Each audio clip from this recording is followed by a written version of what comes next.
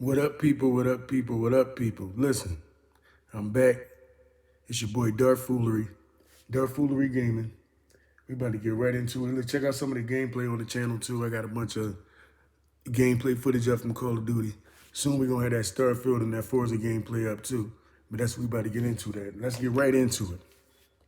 Xbox Direct, Starfield Showcase.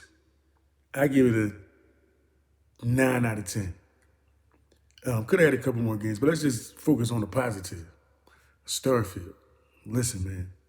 Me personally, I ain't been excited for a game like I ain't been this excited for a game since GTA 5 release. I could genuinely say that. Since the GTA 5 release. This game looks crazy. I don't know if any of y'all, if you haven't seen it, you need to go stop this video and go check it out immediately. The gameplay showcase that Starfield put on. They showed a lot of gameplay, a lot of in-game footage, a lot of different things that the game is entails. Ship building looks crazy. They showed a little bit of the base building. They didn't get heavy into it.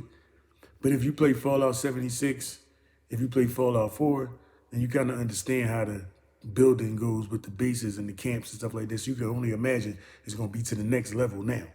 The ship building they showed a lot of. I mean, breaking the ships down to the molecules, like my man Kyle like to say it. Like breaking it all the way down. I mean, to every little piece. From the cargo bay to the ship hold to the, I can't even get into it. Just so many different pieces. You got to watch the video and you'll see what I'm talking about. Also, of course, the weapon crafting, that's endless, the different things like that. The 1,000 world thing, everybody was worried about the 1,000 worlds. How are they going to fill 1,000 worlds with content and things to do? With Ty Howard and Ty Howard also did a 28-minute interview after the Xbox and Starfield Direct where he talked about the modding, like the potential for the modding, how they fully supporting the modding community. So I would say within the next, and it might sound a long ranging, but within the next 5 years, by five, what I'm saying is 5 years from now, the way Starfield's gonna look is gonna be ridiculous.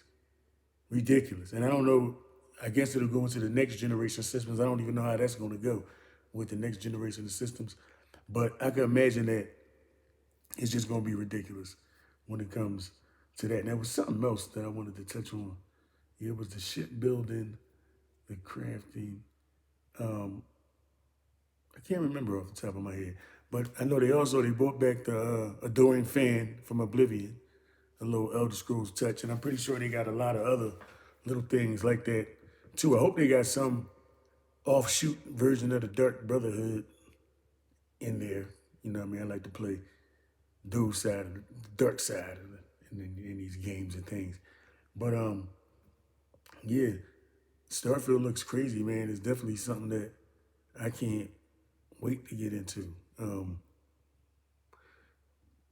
They didn't really show a lot of the cosmetics when it comes to the outfits and all of that, but I'm pretty sure that'll be endless too.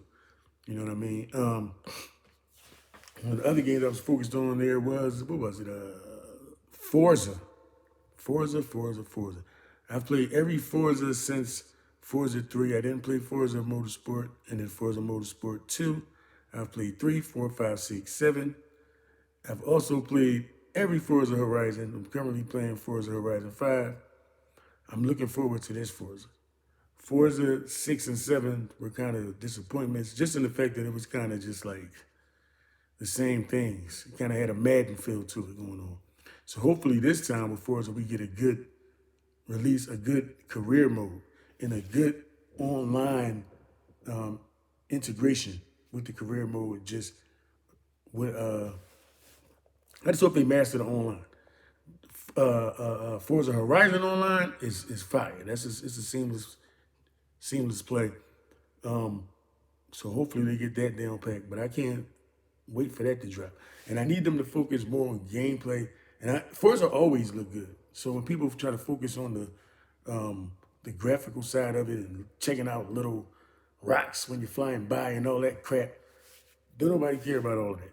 I needed the gameplay to be fire. That's what I need. I need the gameplay to be fire. Don't nobody care about no grass and blades of grass and the asphalt popping up. As long as it don't look like garbage. Forza always look good. Going back to 360 days, it look good.